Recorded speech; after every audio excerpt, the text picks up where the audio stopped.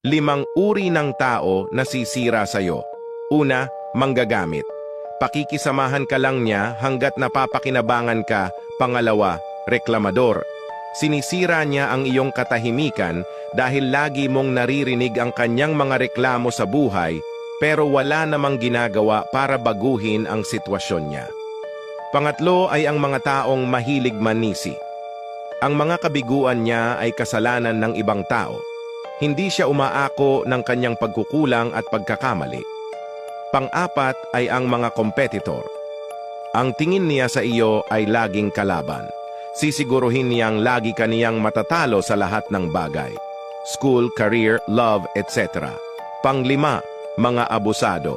Inaabuso niya ang pagiging mapagpatawad mo kaya paulit-ulit kaniyang niloloko at inaabuso niya ang iyong pagtitiwala. Ngayon kilala mo na kung anong mga klase ng tao ang dapat mong iniiwasan.